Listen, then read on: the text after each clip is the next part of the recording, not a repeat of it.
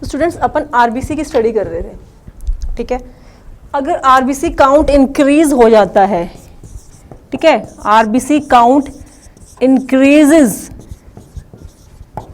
That condition is called polycythaemia. Polycythaemia, ठीक है। अगर आरबीसी काउंट जो है वो इंक्रीज हो रहा है irregularly, then that condition is called polycythemia. If RBC count decreases, RBC count decreases due to some hemorrhage, okay, due to some accident, कोई इंसिडेंट होता है, कोई इंजरी, तो ब्लड लॉस होता है, ठीक है, उस कंडीशन को कहा जाता है अरिथ्रोसाइटोपिनिया। It is called अरिथ्रोसाइटोपिनिया,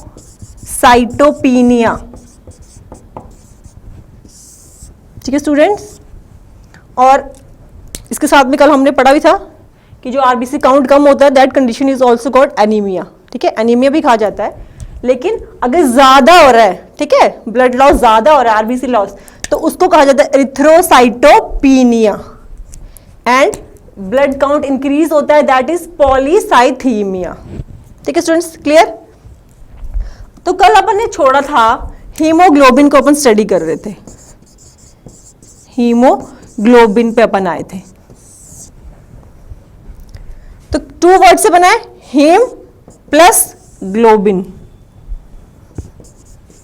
haem plus globin. तो हीम जो है बच्चों, ये क्या है, आयरन एंड पॉरीफेरिन, लिख लीजिए, iron and porphyrin. In this case, iron is present in the form of Fe+2. Okay, iron is present in form of each molecule of hemoglobin. ध्यान से सुनिए, each molecule of hemoglobin carry 4 molecule of oxygen. Each molecule of haemoglobin कितने oxygen के molecule करता है, carry 4 oxygen molecule.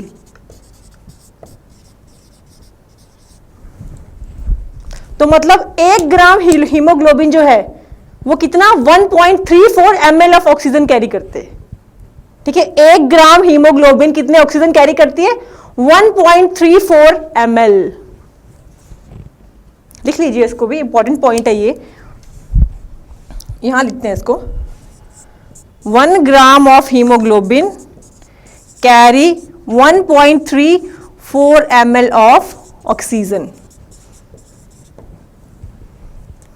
ठीक है। Oxygen binding capacity है, ठीक है, हीमोग्लोबिन के अंदर प्रेजेंट होती है। तो किस तरह से लिखेंगे इसको, अगर सपोज हीमोग्लोबिन रिएक्ट करता है ऑक्सीजन के साथ, किसके साथ, हीमोग्लोबिन रिएक्ट करता है ऑक्सीजन के साथ, then it will make oxyhaemoglobin, oxyhaemoglobin which is a temporary compound, ठीक है, which is a temporary compound, oxyhaemoglobin. Adult के मुकाबले जो फीटस होते हैं, ठीक है, जो उनके अंदर ऑक्सीजन बाइंडिंग कैपेसिटी ज्यादा होती है एज कंपेयर टू एडल्ट्स। इसके अलावा जो हीमोग्लोबिन है उसकी CO2 के साथ भी बाइंडिंग कैपेसिटी होती है। Haemoglobin when bind with CO2 it will make carb amino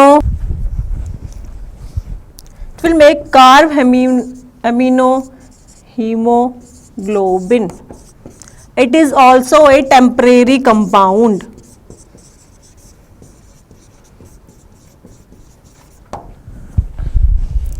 इसके साथ ही हीमोग्लोबिन की बाइंडिंग कैपेसिटी कार्बन मोनोऑक्साइड के साथ भी सबसे ज्यादा पाई जाती है। कितनी? 200 time more than oxygen. Haemoglobin की कार्बन मोनोऑक्साइड के साथ बाइंडिंग करने की कैपेसिटी भी सबसे ज्यादा पाई जाती है। कितनी? 200 टाइम मोर देन ऑक्सीजन। कितनी? 200 टाइम मोर देन ऑक्सीजन। क्या बनता है? इसका प्रोडक्ट क्या है? Carboxy haemoglobin.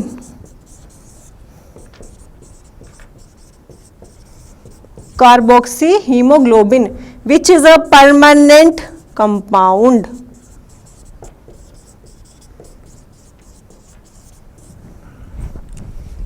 ठीक है स्टूडेंट्स, क्लियर हुआ? जो हीमोग्लोबिन है ऑक्सीजन के साथ जब बाइंड करता है तो एक टेम्परेरी प्रोडक्ट बनता है, दैट इज ऑक्सी हीमोग्लोबिन। इसके साथ ही हीमोग्लोबिन जब CO2 के साथ बाइंड करता है then it will make carbaminohaemoglobin. And सबसे ज्यादा बाइंडिंग कैपेसिटी होती है कार्बन मोनोऑक्साइड की हीमोग्लोबिन के साथ। ठीक है, it will make carboxy haemoglobin. Clear हुआ? ये तीन चीजें तो अपन ने देखा हीम। ठीक है, अपन क्या पढ़ते हैं? हीम पे अभी चल रहे थे। अब अपन स्टडी करेंगे ग्लोबिन। ठीक है, ग्लोबिन को अपन स्टडी करते हैं। ग्लोबिन जो होता है वो 4 पॉलीपेप्टाइड चेन्स का बना होता है। ठीक है, it consist of 4 polypeptide chains. Student, पहला जो है polypeptide chain that is your alpha polypeptide chain,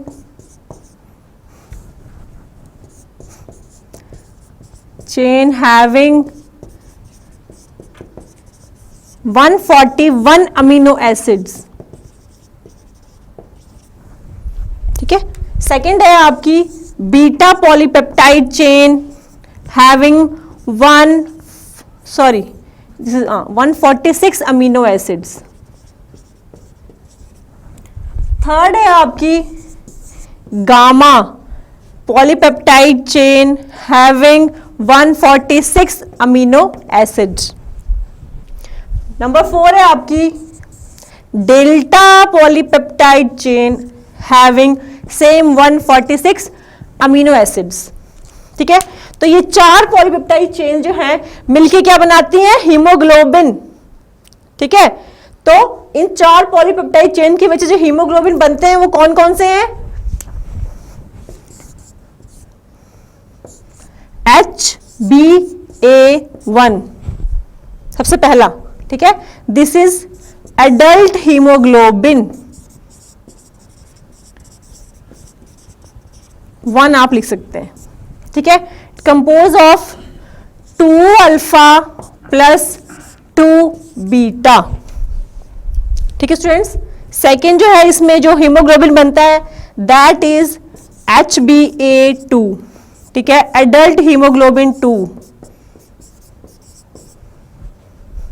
it is also compose of 2 alpha plus 2 delta. ठीक है बच्चों, थर्ड जो इसमें बनता है that is your HbF means foetal haemoglobin. ठीक है, foetal haemoglobin. It compose of 2 alpha plus 2 gamma. ठीक है बच्चों, तो ये था आपका हीमोग्लोबिन। 3 हीमोग्लोबिन बनते हैं। इंपॉर्टेंट है, पूछ सकता है एग्जामिनर की HbA1 और HbA2 और HbF नाम पूछ लेता है वो। ठीक है, HbF जैसे क्या हुआ था उसको फीटस हीमोग्लोबिन कहा जाता है और HbA2 एडल्ट हीमोग्लोबिन 2। ठीक है, adult 2 and HbA mean adult haemoglobin 1। और ये इस तरह से आगे इस तरह से पूछ सकता है कि किसके बनता है? 2 alpha plus 2 beta and this is adult haemoglobin 2 किसका बनता है? 2 alpha plus 2 delta and same foetus haemoglobin किसका बनेगा? 2 अल्फा प्लस 2 गामा। क्लियर हुआ? तो इस तरह से पूछ लेता है, तो इंपॉर्टेंट है, ये तीनों बहुत इंपॉर्टेंट है, इसको आप लिख लीजिए। स्टूडेंट्स कुछ टर्म्स हैं, जैसे कि एक टर्म है RBC घोस्ट। ठीक है, तो ये क्या चीज है? RBC घोस्ट ये एक टर्म है बच्चों, इसमें क्या होता है, जो आरबीसी होता है जब डाइल्यूट यूरिन में होता है, ठीक है, आरबीसी जो है डाइल्यूट यूरिन में क्या स्वेलन हो जाता है, फूल जाता है एक पॉइंट तक, जब उसकी जो मेम्ब्रेन है वो रैप्चर हो जाती है। जब आरबीसी की मेम्ब्रेन रैप्चर हो जाती है और हीमोग्लोबिन क्या होता है, लूज हो जाता है, ठीक है। अब हीमोग्लोबिन भी निकल गया तो क्या बचा, आरबीसी मेम्ब्रेन और फ्री हीमोग्लोबिन बचा। तो आरबीसी की जो मेम्ब्रेन है उसको कहा जाता है आरबीसी घोस्ट, ठीक है। जो आरबीसी की जो मेम्ब्रेन है, टूटी हुई मेम्ब्रेन है, उसको कहा जाता है आरबीसी घोस्ट। तो ये एक इंपॉर्टेंट टर्म है। इसके साथ ही एक और टर्म है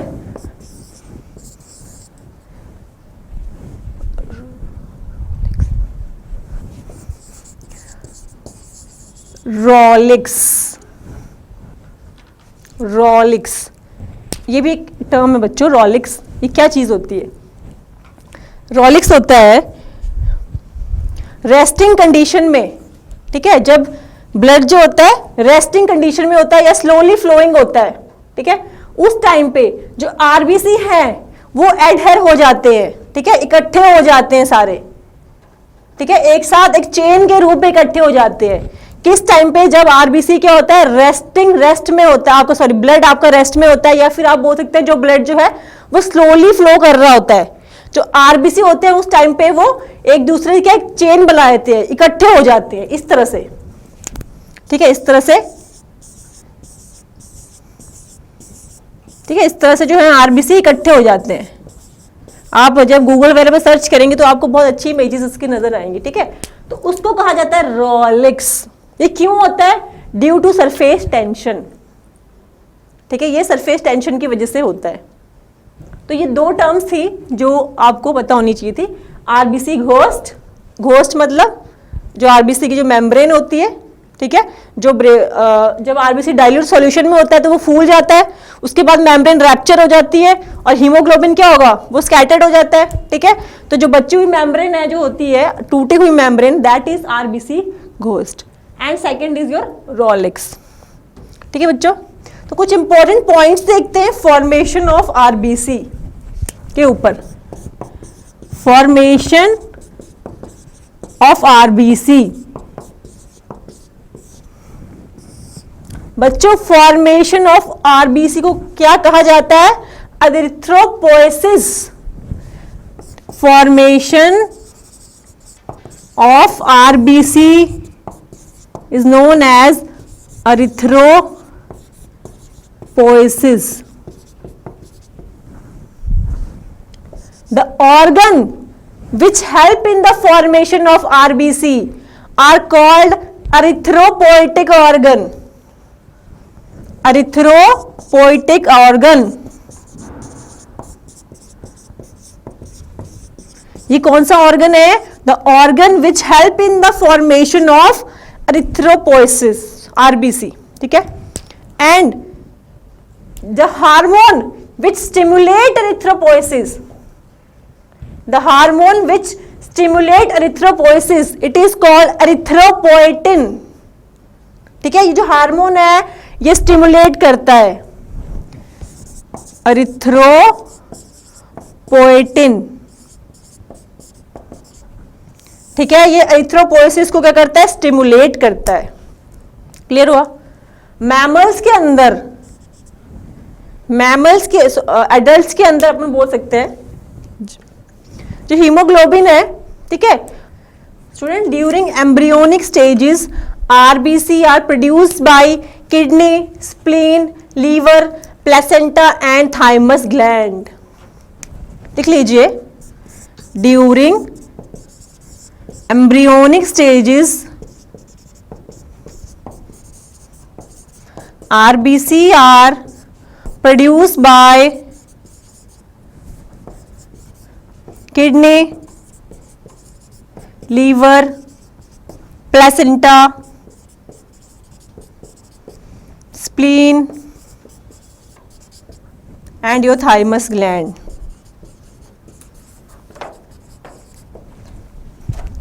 ठीक है, ड्यूरिंग एडल्ट स्टेजेस, ठीक है, एडल्ट स्टेज के टाइम पे RBC are produce by bone marrow which is present in the trabeculae of spongy bones. किसके बीच में होता है आरबीसी? ट्रैबिकुले ऑफ स्पंजी बोन्स के बीच में होता है। ठीक है स्टूडेंट्स, अब इसके बाद जो आरबीसी होता है, फर्स्ट आरबीसी कहां पे पाया गया था? यॉर्क सैक के अंदर।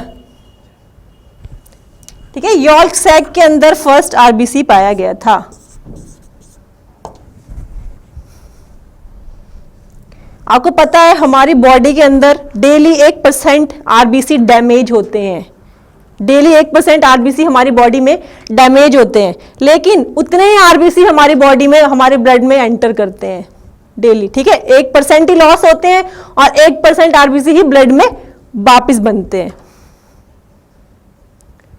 स्प्लीन जो होती है अपनी, स्प्लीन होती है जब आरबीसी डैमेज हो जाते हैं स्टूडेंट्स। ठीक है, जो डैमेज आरबीसी हैं तो उसको, उनको कौन कहां पे जाते हैं, वो कौन डिस्ट्रॉय करता है उसको? स्प्लीन।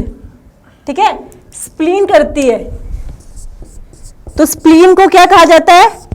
Graveyard of RBC. ठीक है, क्योंकि ये आरबीसी को डिस्ट्रॉय करते हैं। साथ ही जो एक्स्ट्रा ब्लड कॉर्पसेल्स होते हैं वो कहां पे स्टोर होते हैं? वो भी स्प्लीन में ही स्टोर होते हैं। तो इसलिए स्प्लीन को ब्लड बैंक ऑफ बॉडी भी कहा जाता है।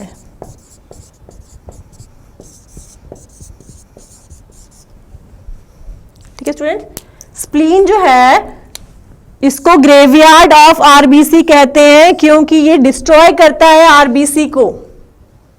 ठीक है, डिस्ट्रॉय भी यही कर रहा है और जो एक्स्ट्रा आरबीसी बनते हैं उनको स्टोर भी यही कर रहा है।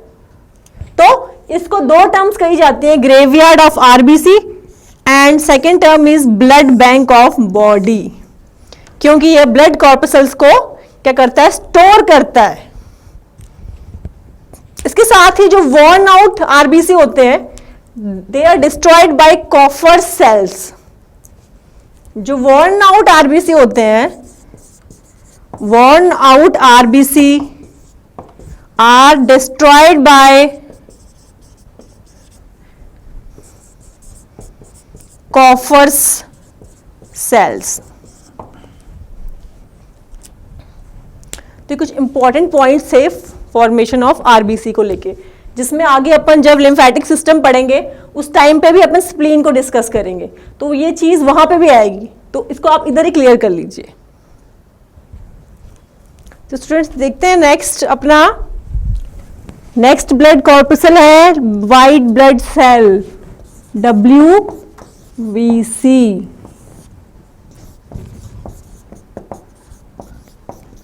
व्हाइट ब्लड सेल को और क्या कहा जाता है? ल्यूकोसाइट्स। ल्यूकोसाइट्स क्यों ल्यूकोसाइट्स कहते हैं? क्योंकि इसके अंदर रेस्पिरेटरी पिगमेंट एब्सेंट होती है। ठीक है, रेस्पिरेटरी पिगमेंट क्या होती है? हीमोग्लोबिन, वो एब्सेंट होती है।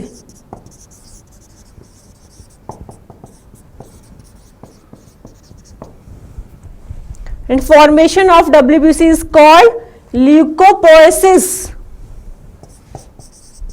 Formation of WBC is called leukopoiesis.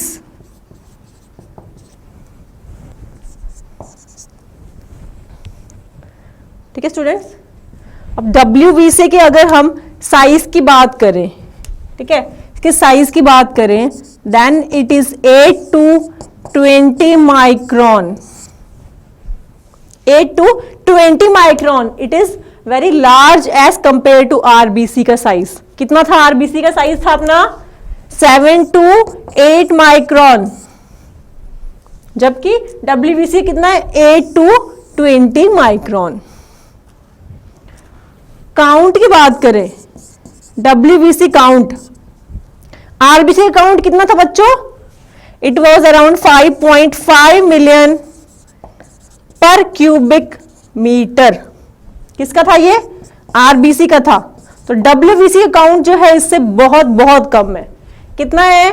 It is around 6,000 to around 10,000 पर क्यूबिक मीटर।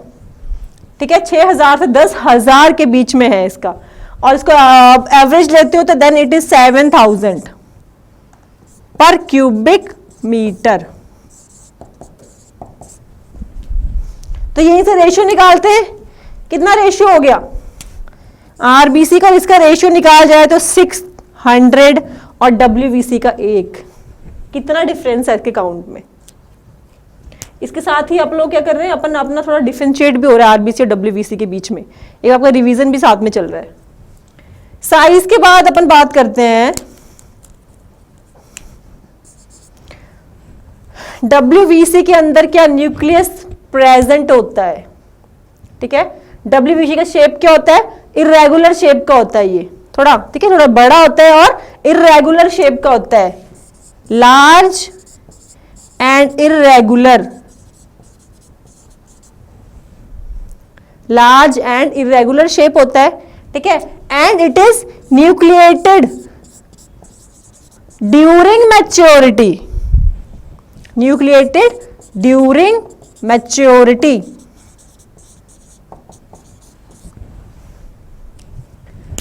बच्चों एक बहुत इंपॉर्टेंट इंटरेस्टिंग टर्म है इस न्यूक्लियस से रिलेटेड डब्ल्यूबीसी के अंदर, that is your polymorphonuclear, polymorphonuclear, polymorphonucleus आप बोल सकते हैं।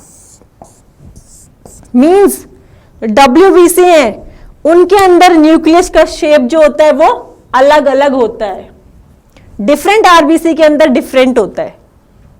ठीक है, उसको कहते हैं पॉलीमॉर्फोन्यूक्लियस। अब इसको न्यूक्लियर लिख लीजिए, पॉलीमॉर्फोन्यूक्लियर ल्यूकोसाइट्स, पॉलीमॉर्फोन्यूक्लियर ल्यूकोसाइट। क्या मतलब हुआ, जो डिफरेंट तरह के आरबीसी हैं, ठीक है, सॉरी डब्ल्यूबीसी है, उनके अंदर न्यूक्लियस का शेप है वो अलग अलग होता है, तो इसलिए कहते हैं पॉलीमॉर्फोन्यूक्लियर ल्यूकोसाइट्स। इसको हम शॉर्ट में जो लिख सकते हैं, इसको और कहा लिख सकते हैं आप कैसे, PMNL। ठीक है, एक तो इसको आप ऐसे एब्रिविएट कर सकते हैं, या फिर आप लिख सकते हैं PML। इसके साथ ही आप इसको PNL भी लिखा जाता है। ठीक है, तीनों ही टर्म इसी के हैं, पॉलीमॉर्फोन्यूक्लियर ल्यूकोसाइट्स। ना क्लियर हुआ। नेक्स्ट आपका लाइफ स्पैन देखते हैं। डब्ल्यूबीसी का लाइफ स्पैन होता है अराउंड 3 to 4 डेज। ठीक है, 3 to 4 डेज इसका क्या होता है, लाइफ स्पैन होता है इसका। साइट ऑफ प्रोडक्शन देखें तो RBC are produced by spleen, WBC sorry, spleen, bone marrow and lymph node. ठीक है, ये दोनों, ये तीनों क्या है इसके site of production of WBC. ठीक है स्टूडेंट्स, अपन ने स्टडी किया ल्यूकोसाइट्स को। ठीक है, एक टर्म है TLC, total leukocyte count. Total leukocyte count कितना बताया मैंने आपको, 6,000 से 10,000 के बीच में पर क्यूबिक मीटर। अगर ये काउंट बढ़े आता है, ठीक है, if TLC count increases then that term is called leukocytosis, leukocytosis. क्या बोलते हैं, ल्यूकोसाइटोसिस।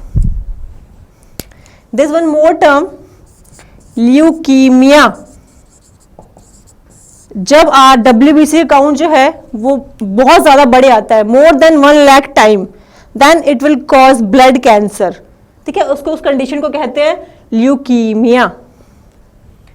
अगर TLC का काउंट कम हो जाता है, if TLC count decreases, then that condition is called leucopenia,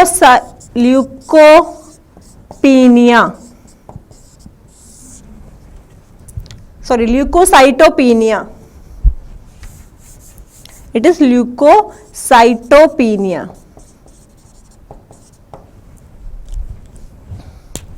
ठीक है, आर टोटल जो काउंट है, टोटल ल्यूकोसाइट काउंट, ठीक है, टीएलसी से इसको डिनोट करते हैं।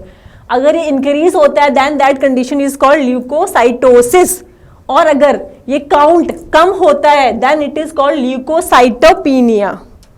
There is one more term that is your diapedesis, diapedesis. Diapedesis, WBC की मेम्ब्रेन होती है वो बहुत फ्लेक्सिबल होती है, ठीक है, उसकी मेम्ब्रेन के फ्लेक्सिबल नेचर की वजह से डब्ल्यूबीसी कैपिलरी, बहुत नैरो कैपिलरी से भी पास हो जाते हैं, ठीक है, उस टर्म को कहते हैं डाईपीडियासिस। क्या बोलते हैं? डाईपीडियासिस। अब बच्चों जो आपके ल्यूकोसाइट्स है फर्दर 2 में डिवाइड क्लासिफाई इसको करते हैं अपन, ल्यूकोसाइट और डब्ल्यूबीसी को अपन क्लासिफाई करें एंड इसको 2 में क्लासिफाई किया जाता है, 2 पार्ट्स में, on the basis of nucleus and the cytoplasm. ठीक है, इसके बेसिस पे इसको 2 क्लासेस में क्लासिफाई किया गया है इसको। आपका पहला है granulocytes and second is agranulocytes, granulocytes and agranulocytes। नाम से ही पता पड़ रहा है, granulocytes means granules are present in the cytoplasm। इसमें क्या है? granules are present in cytoplasm।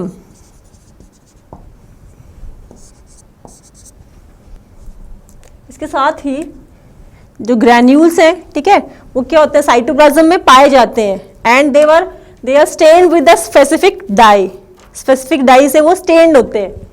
इस केस में जो न्यूक्लियस होते हैं, न्यूक्लियस आर मल्टीलोब्ड, मल्टीलोब्ड होते हैं एंड किससे अटैच होते हैं? प्रोटोप्लाज्मिक स्ट्रैंड से, ठीक है, and connected by protoplasmic strand।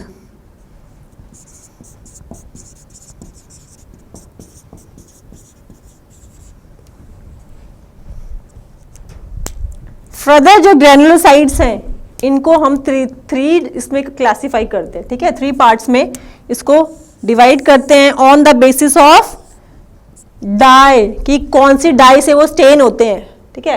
पहला है एसिडोफिल्स, एसिडोफिल्स। सेकंड है आपका बेसोफिल्स।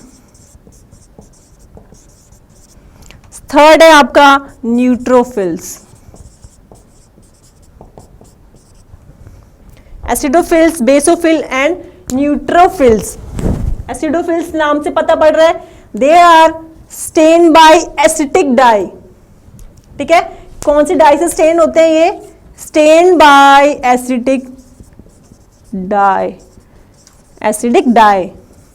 और एसिडिक डाई कौन सी? लाइक आपकी इओसिन। एसिडिक डाई कौन सी है आपकी? Eosin.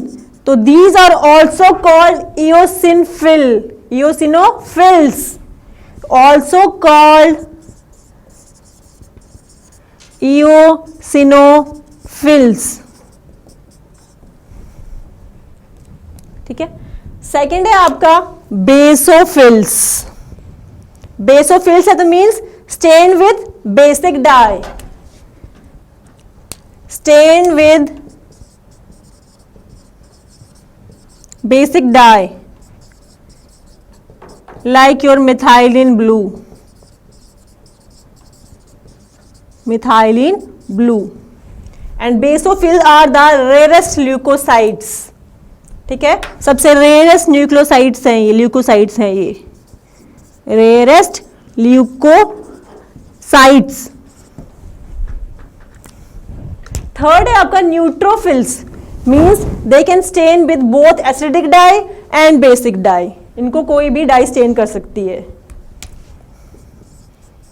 Stand with both acidic and basic die.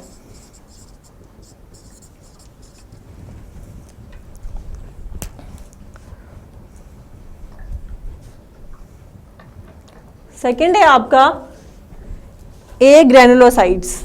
ठीक है बच्चों, ए ग्रैनुलोसाइट्स नाम से पता पड़ रहा है उनके साइटोप्लाज्म में ग्रैन्यूल क्या है, एब्सेंट है। Granules are absent. जिनके न्यूक्लियस है वो क्या है, न्यूक्लियस है सिंगल लोब्ड है, they are not multi lobed. ठीक है, तो इसको बोलते हैं पॉली, जो मोनोन्यूक्लिएटेड होते हैं। ठीक है, तो ए ग्रैनुलोसाइट फर्दर टू में डिवाइडेड है आपके, मोनोसाइट एंड लिम्फोसाइट्स। मोनोसाइट जो होते हैं बच्चों, these are largest leukocytes. Monocyte क्या होते हैं, दीज आर लार्जेस्ट ल्यूकोसाइट। ये बहुत इंपॉर्टेंट एक लाइन है। ठीक है, इसको आप नोट डाउन के लिए स्पेशल पॉइंट में इसको लिख लीजिए आप, monocyte is the largest leukocyte. Then lymphocyte, lymphocyte further two में डिवाइडेड होते हैं आपके, B lymphocyte and T lymphocyte. ये दोनों क्या है, क्या करते हैं, ये सेल मीडिएटेड इम्यूनिटी को कंट्रोल करते हैं। ठीक है, दोनों क्या करते हैं, सेल मीडिएटेड इम्यूनिटी के लिए रिस्पॉन्सिबल होते हैं। CMI में लिख रही हूं। इसके साथ ही जो बी लिम्फोसाइट होते हैं वो क्या करते हैं, एंटीबॉडीज का प्रोडक्शन करते हैं। कौन, बी लिम्फोसाइट। और बेसिकली दोनों क्या करते हैं, सेल मीडिएटेड इम्यूनिटी को कंट्रोल करते हैं। अब बच्चों ये अपने देखा ग्रैनुलोसाइट। ठीक है, इसको अगर आप एक याद रखने का टर्म मैं बताऊं, GANG, sorry it's not gang, it's bang, BANG। ठीक है, बेसोफिल। ठीक है, ए से क्या हुआ आपका, एसिडोफिल्स, एन से न्यूट्रोफिल्स एंड जी से ग्रैनुलोसाइट्स। तो ग्रैनुलोसाइट कौन कौन से हुए, एसिडोफिल, बेसोफिल एंड न्यूट्रोफिल्स। इस तरह से आप लर्न कर सकते हैं। अब इसको अपन कितने तरह के अपन को ल्यूकोसाइट्स मिले बच्चों, एसिडोफिल्स, बेसोफिल्स, लिखते चलिए, number 1, number 2, number 3 and number 4 and number 5। अब इन पांचों को अपन एक टेबुलर फॉर्म में देखते हैं। ठीक है, उनको कंपेयर करते हैं। तो साइज कितना है, 10 to 14 माइक्रोन, किसका, एसिडोफिल्स का। देन बेसोफिल्स का 8 to 10 माइक्रोन। न्यूट्रोफिल्स का साइज क्या होता है, 10 to 12 माइक्रोन। मोनोसाइट्स का 12 to 20 माइक्रोन्स। लिम्फोसाइट्स का 6 to 16 माइक्रोन। ठीक है स्टूडेंट्स, ये आप साथ में बनाते चलिए। केवल परसेंटेज की बात करेंगे। ठीक है, कितना परसेंट है, then this is 2 to 4%। Basophils कितने हैं, 0.5 to 1%। न्यूट्रोफिल्स आपके 60 to 65% होते हैं। मोनोसाइट्स आपके 6.8%। एंड लिम्फोसाइट्स आपके कितने होते हैं, दीज आर 20 to 25%। ठीक है स्टूडेंट्स, ये साथ में आप लिखते चलिए क्योंकि डेटा बहुत इंपॉर्टेंट है। इसके बाद लाइफ स्पैन की बात करते हैं। लाइफ स्पैन, एसिडोफिल्स का लाइफ स्पैन क्या होता है, 1 to it is total 14 hours. ठीक है, बेसोफिल्स का होता है 10 आवर्स, न्यूट्रोफिल्स का 12 आवर्स, मोनोसाइट्स का less than 24 hours, 24 hours. And lymphocytes का होता है 5 to 7 days in blood. Students, ये क्या हुआ? अपना लाइफ स्पैन 3 पॉइंट हमने डिस्कस किए, साइज, परसेंटेज, लाइफ स्पैन।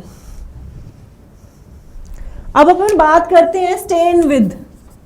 ये किसके साथ स्टेन होते हैं? ये किसके साथ? एसिडिक डाई के साथ स्टेन होते हैं। ये बेसिक डाई के साथ, and these are stain with both acidic and basic dye, both. ठीक है, नेक्स्ट है अपना, इसके बाद अपन जो कंपैरिजन करेंगे, स्टेन के बाद अपन कंपैरिजन करते हैं फॉर्मेशन का। ठीक है, किसका?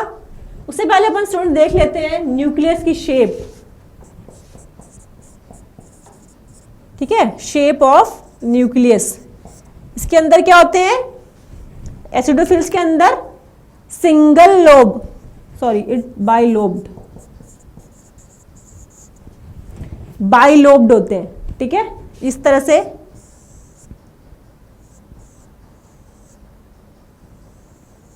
ठीक है, इस तरह से होते हैं बाइलोब्ड। एंड बेसोफिल्स के अंदर 2 to 3 lobed, 2 to 3 lobed.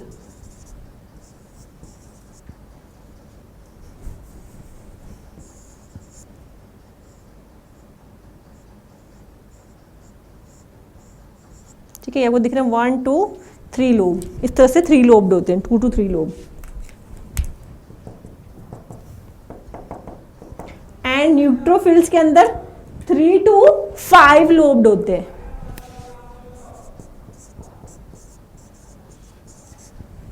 Three to 5 lobe.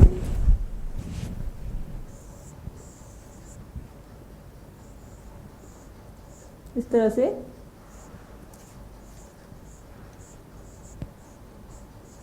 ठीक है स्टूडेंट्स, ये आपको दिख रहा है राउंड राउंड, ये लोब्ड है।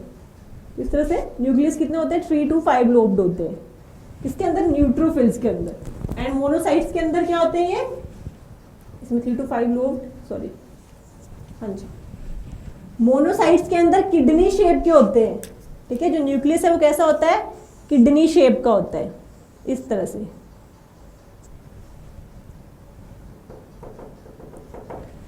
लिम्फोसाइट्स के अंदर राउंड होता है, लार्ज होता है। ठीक है, न्यूक्लियस लार्ज होता है, जिसकी वजह से साइटोप्लाज्म क्या होता है? पेरिफेरी बन जाता है। ठीक है, तो इस तरह से न्यूक्लियस है वो इस तरह से होता है। ठीक है, लार्ज होता है, तो साइटोप्लाज्म जो है पेरिफेरी की तरफ मूव होता है।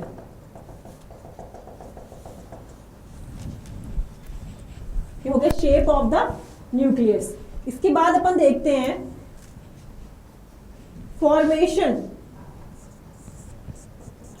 फॉर्मेशन किससे बनता है? Red bone marrow. ठीक है, एसिडोफिल्स किससे बनते हैं? Red bone marrow. बेसोफिल्स भी किससे बनते हैं? Red bone marrow. न्यूट्रोफिल्स भी रेड बोन मैरो से बनते हैं। एंड आपके मोनोसाइट्स किससे बनते हैं? आपके लिम्फ नोड से and your spleen and lymph node किससे बनते हैं? ये स्प्लीन एंड लिम्फ नोड। ठीक है स्टूडेंट्स, और लिम्फोसाइट्स किसके बनते हैं? आपके thymus and your lymph node. Thymus and lymph node. तो स्टूडेंट अब देखते हैं फंक्शंस। ठीक है, फंक्शंस देखते हैं। एसिडोफिल्स क्या करते हैं? Protect your body, protect body from infections. ठीक है, बैक्टीरिया, इन्फेक्शंस, इन सब से क्या करते हैं? प्रिवेंट करते हैं। और यू कैन से एलर्जी से भी प्रिवेंट करते हैं, infection and allergy. Protect your body from infection and allergy. Basophil क्या करते हैं? They secrete and transport histamine, secrete and transport heparin histamine and serotonin. Neutrophils जो होते हैं दीज वर्क एज फैगोसाइटोसिस, ठीक है, ये क्या करते हैं, फैगोसाइटोसिस का काम करते हैं। ठीक है स्टूडेंट्स, क्या करते हैं, फैगोसाइटोसिस। फैगोसाइटोसिस करते हैं तो मतलब क्या, engulf bacteria and viruses, bacteria and viruses. Next है आपका मोनोसाइट्स, दीज आर स्कैवेंजर्स। ठीक है, इनको स्कैवेंजर्स कहा जाता है, जो आपके माइन्यूट बिट होते हैं या डेड ब्लड कॉर्पसल्स होते हैं, इनको क्या करते हैं, ये उनको इंगल्फ कर लेते हैं। ठीक है, तो these are called scavengers. Leukocytes, ठीक है, क्या करते हैं, टी किलर। टी किलर है तो क्या करेंगे, टी किलर है तो डायरेक्ट किल माइक्रोब्स, डायरेक्ट किल माइक्रोब्स। ठीक है बच्चों, इससे पहला क्या है, टी किलर, ये क्या फंक्शंस है। Second T helper, T helper, second is T helper. T helper ये करेंगे, stimulate B lymphocyte to produce antibodies, stimulate B lymphocyte to produce antibodies. ठीक है बच्चों, इसके बाद टी सुप्रेसर, टी सुप्रेसर, जब आप बुक खोलेंगे मॉड्यूल तो उसमें भी आपको सब कंप्लीट मिलेगा। ठीक है, टू सुप्रेसर होते हैं। Then B lymphocytes, B lymphocytes, B lymphocyte मैंने आपको बताया था क्या करते हैं, एंटीबॉडीज को प्रोड्यूस करते हैं और उनको ट्रांसपोर्ट करते हैं, ट्रांसपोर्ट एंड प्रोड्यूस एंटीबॉडीज। ठीक है स्टूडेंट्स, ये कुछ स्पेशल पॉइंट्स इनके देखते हैं स्टूडेंट्स। ठीक है, कैरेक्टर्स में special points. Acidophils, acidophils increase called eosinophilia, acidophils increase called eosinophilia. It occur during tenacious, ascariasis and hay fever. ठीक है, इन कंडीशंस में जब एसिडोफिल इंक्रीज हो जाता है, ठीक है, then it is called eosinophilia.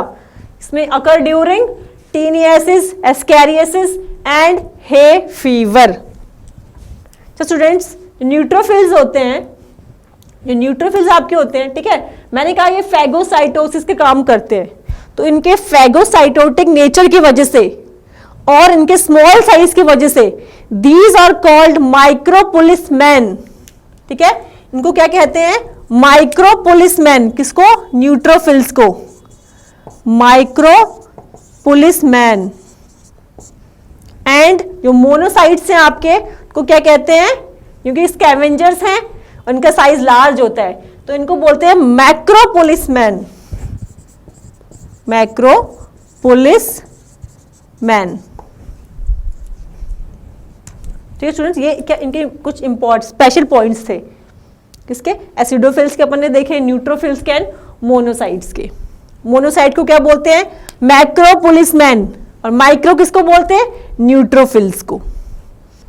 Student, इस टेबल से क्वेश्चन आया था, जैसे एआईपीएमटी में 2008 में एक क्वेश्चन पूछा गया था इससे रिलेटेड। ठीक है, कि जो बेसोफिल हैं वो क्या करते हैं, इससे रिलेटेड क्वेश्चन था कि वो क्या करते हैं basophils, secrete and transport heparin, histamine and serotonin. ये कौन करता है, बेसोफिल्स। ठीक है, तो एआईपीएमटी में यहां से क्वेश्चन पूछा गया है, तो इस तरह से आप इस पूरे टेबल को लर्न कर लीजिए और इस क्वेश्चन को भी आप नोट डाउन कर लीजिए। और मैंने आपको बताया लार्जेस्ट ल्यूकोसाइट क्या है आपका, सॉरी मोनोसाइट्स, ठीक है। ये क्या है, सबसे लार्जेस्ट ल्यूकोसाइट है। और रेयरेस्ट कौन सा है आपका, बेसोफिल्स, ठीक है बच्चों।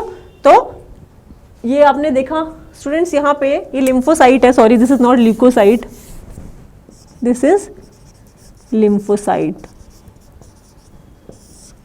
ठीक है। तो इस तरह से अपना टेबल कंप्लीट हुआ। स्टूडेंट्स अब देखते हैं प्लेटलेट्स, ठीक है। लास्ट अपना ब्लड कॉर्पसल है, दैट इज प्लेटलेट्स।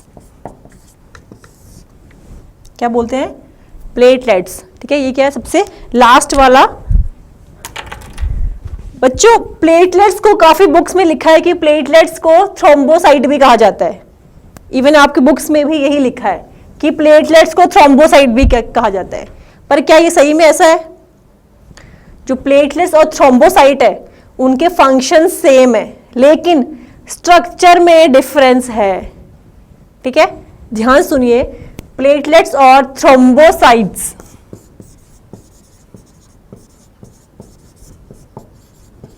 ठीक है, बुक्स में यही लिखा है कि platelets are also called thrombocytes, but जिनका स्ट्रक्चर है, ठीक है, उसमें डिफरेंस है। फंक्शंस इनके सेम है बट स्ट्रक्चर में डिफरेंस है। प्लेटलेट्स हैं, ये किसके अंदर पाए जाते हैं, ह्यूमंस के अंदर, ठीक है। और we can say totally mammals पे अपन लेते हैं, ठीक है। मैमल्स में प्लेटलेट्स पाए जाते हैं, लेकिन जो थ्रोम्बोसाइट्स हैं वर्टिब्रेट्स के अंदर थ्रोम्बोसाइट्स पाए जाते हैं, वर्टिब्रेट्स में पाए जाते हैं, क्योंकि मैमल्स के अंदर क्या होते हैं, प्लेटलेट्स होते हैं, और वर्टिब्रेट्स के अंदर थ्रोम्बोसाइट्स होते हैं, ठीक है। बुक में यही लिखा है कि platelets are also called thrombocyte, but function wise ये सेम है, लेकिन स्ट्रक्चर वाइज ये डिफरेंस है। प्लेटलेट जो है सबसे स्मॉलेस्ट ब्लड कॉर्पसल है, ठीक है। हमने जो तीनों स्टडी किए उसमें सबसे स्मॉलेस्ट है ये प्लेटलेट्स का साइज कितना है, 2 to 3 माइक्रोन का साइज होता है, 2 to 3 माइक्रोन। और इसका जो लाइफ स्पैन होता है that is around 3 to 4 days, 3 to 4 days का इसका लाइफ स्पैन होता है। These are non nucleated platelets होते हैं बच्चों, नॉन न्यूक्लिएटेड होते हैं। लेकिन प्लेटलेट्स के अंदर जब इसका सेक्शन देखा जाता है तो अंदर, जैसे सपोज करिए प्लेटलेट्स है, इसके अंदर कुछ ब्लैक कलर में इस तरह से डेंस मटेरियल होता है।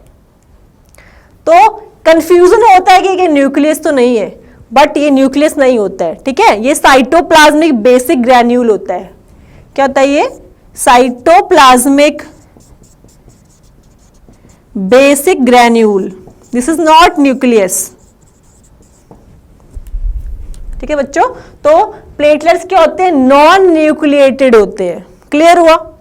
ये सेंटर में आपको दिख रहा है, इसको कुछ लोग न्यूक्लियस ही समझते हैं, बट ये न्यूक्लियस नहीं होता है, ये बेसिक ग्रैन्यूल होता है।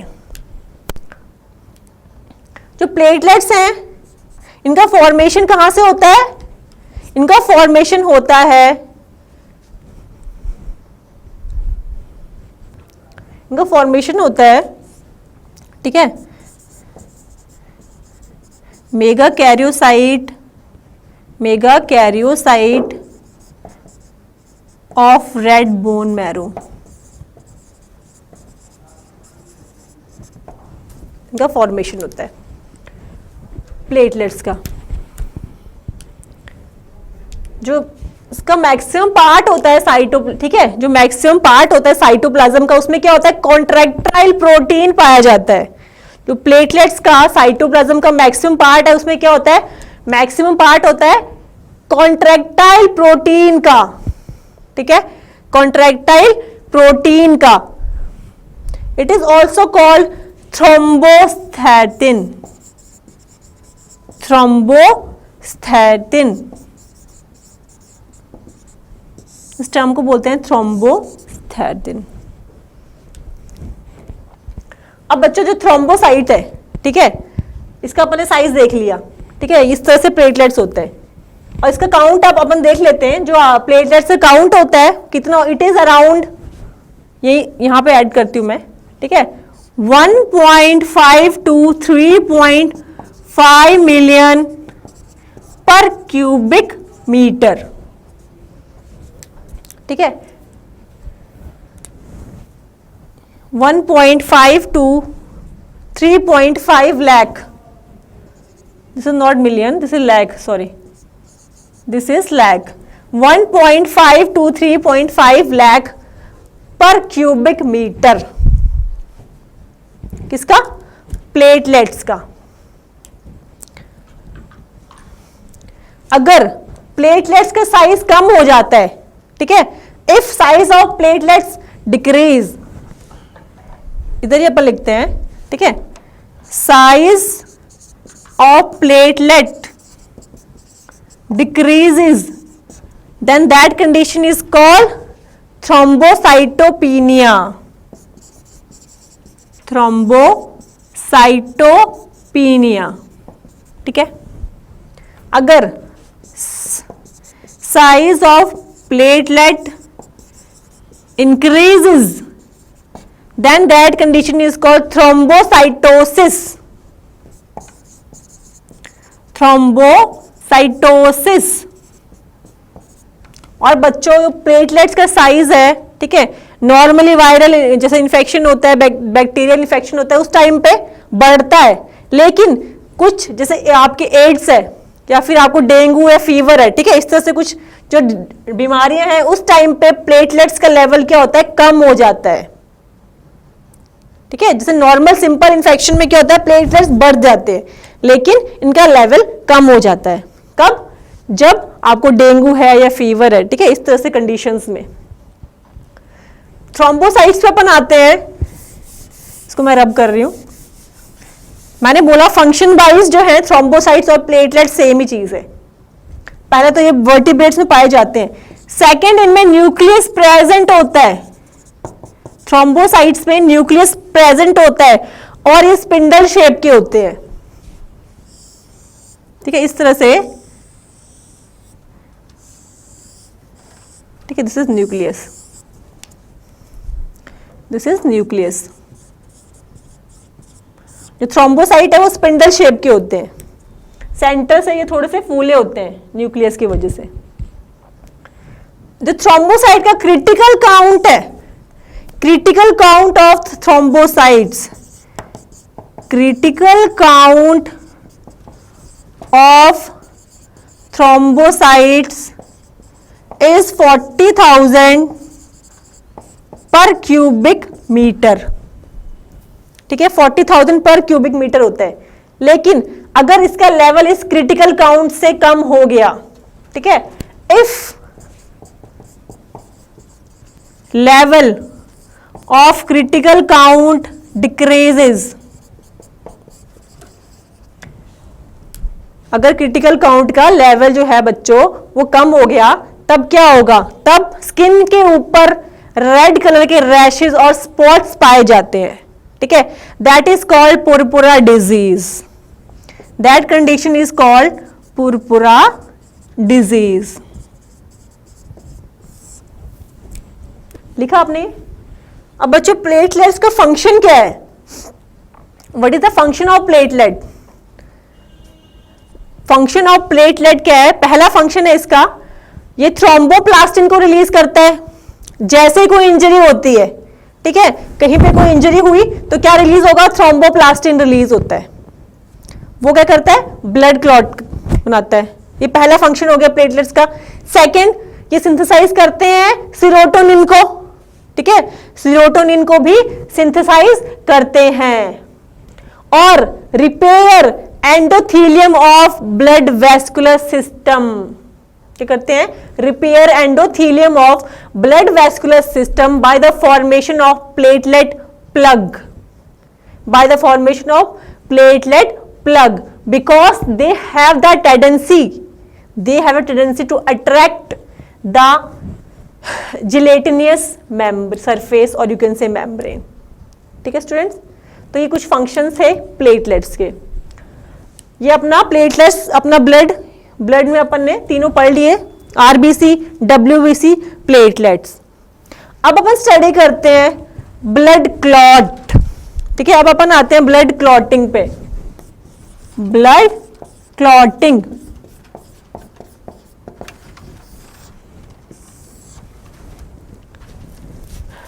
ब्लड क्लॉटिंग स्टूडेंट्स, आपको पता है कोई आपको इंजरी होती है, ठीक है, तो क्या होता है, ब्लड फ्लो करता है। कोई आपका हाथ कटा या पैर में कहीं चोट लगी कहीं भी, तो ब्लड फ्लो करता है, ठीक है। लेकिन एक टाइम के बाद वो ब्लड क्या होता है, फ्लो होना, वो ब्लीडिंग स्टॉप हो जाती है। अपने आप ही देखते होंगे आप, जो ब्लीडिंग है वो स्टॉप हो जाती है, वो क्या है, that is your blood clot, ठीक है। That condition is blood clotting. And जो ब्लीडिंग का टाइम है, bleeding time is 1 to 3 minute, ठीक है। ब्लीडिंग टाइम कितना होता है, 1 से 3 मिनट का होता है। इसके साथ ही जो आपका क्लॉटिंग टाइम है, इट इज 2 to 8 मिनट, ठीक है। इट इज 2 to 8 मिनट, ठीक है। आपने ब्लड क्लॉटिंग समझ आई आपको? सिंपल सी भाषा में बताऊं क्या होता है, जैसे कोई सपोज करिए आपको कट लगा है, कोई भी इंजरी हुई है, ठीक है, उसके बाद क्या होगा, ब्लड फ्लो करता है। एक टाइम के बाद अपने आप ही ब्लीडिंग स्टॉप हो जाती है। क्यों? क्योंकि वो बॉडी ने ब्लड क्लॉट बना दिया है, क्योंकि ब्लड क्लॉट बन गया है। ब्लड क्लॉट अगर ब्लड वेसल्स के अंदर होता है, इंटैक्ट ब्लड वेसल्स के अंदर होता है, उसको कहा जाता है थ्रोम्बोसिस, ठीक है। It is called thrombosis. तो स्टूडेंट्स, अगर कोई ब्लड क्लॉट आपके ब्लड वेसल के अंदर बनता है, ठीक है, अगर blood vessel, intact blood vessel के अंदर क्लॉट बनते हैं, तो 2 तरह के होते हैं वो, thrombus clot and embolus clot. Embolus clot, thrombus and embolus clot. Thrombus clot क्या होते हैं, स्टैटिक क्लॉट होते हैं, ठीक है, एक जगह पे खड़े होते हैं ये थ्रोम्बस क्लॉट, ठीक है। दीज आर स्टैटिक क्लॉट, ये स्टैटिक क्लॉट होते हैं, ब्लड वेसल्स में होते हैं, बनते हैं, ठीक है। और इसकी वजह से ये क्या करते हैं, एक जैसे मतलब जैसे आपके ब्लड वेसल है, ठीक है, वहां पे जाम की तरह जैसे काम करते हैं, एक तरह फिक्स हो जाते हैं और ये बढ़ते जाते हैं और फाइनली आपके ब्लड वेसल को ब्लॉक कर देते हैं। ये क्या करते हैं, ब्लड वेसल को ब्लॉक कर देते हैं।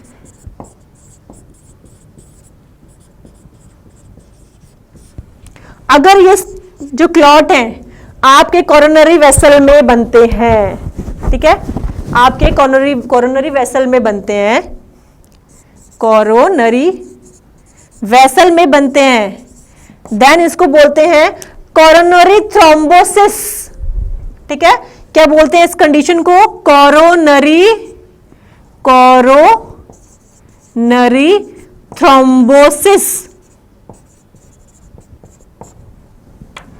जो आपकी कोरोनरी आर्टरी होती है उसको क्या करते हैं, ब्लॉक कर देते हैं, ठीक है, तो हार्ट अटैक के चांसेस बढ़ जाते हैं। इसके बाद आपका सेकंड है एम्बोलस क्लॉट। इसमें अपन एक एग्जांपल और लेते हैं, जैसे एक कोरोनरी आर्टरी का अपन ने लिया, ठीक है। इसके अलावा अपन लेते हैं, तो स्टूडेंट अगर ये तो हार्ट की बात करें, ठीक है, अगर यही क्लॉट ब्रेन में होता है, ठीक है, अगर ब्रेन में होता है, then it is called cephalic thrombosis, cephalic thrombus, ठीक है, it is called cephalic thrombus. और इसकी वजह से क्या होता है, पैरालिसिस हो सकती है, ठीक है, पैरालिसिस। कौन सा, एम्बोलस आपका, सॉरी थ्रोम्बस क्लॉट। इसके 2 एग्जांपल अपन ने देखे, कोरोनरी वेसल में और एक आपने देखा सेफेलिक थ्रोम्बस, ठीक है, एक हार्ट में और एक ब्रेन में। इसके बाद सेकंड है एम्बुलस क्लॉट। ये जो क्लॉट है एक मूविंग क्लॉट होता है, ठीक है, ये अपन का ऊपर का क्या था, स्टैटिक क्लॉट, ये मूविंग क्लॉट होता है, ये ब्लड के साथ फ्लो करता है और फाइनली ब्लड में मिक्स हो जाता है, ठीक है, ब्लड में क्या होता है, मिक्स हो जाता है ये, और ये ज्यादा डेंजर होता है, it is more harmful as compare this to this thrombus clot. तो एम्बोलस क्लॉट क्या है, ज्यादा हार्मफुल है। अब अपन देखते हैं बच्चों, ये तो था ब्लड क्लॉटिंग, ठीक है, एक जनरल व्यू में। अब अपन देखते हैं क्लॉटिंग फैक्टर्स, ठीक है, क्लॉटिंग फैक्टर्स जो इस ब्लड क्लॉटिंग के लिए रिस्पॉन्सिबल हैं, that are called clotting factor. अब अपन उन क्लॉटिंग फैक्टर्स को देख, तो बच्चों देखते हैं clotting factors. Clotting factors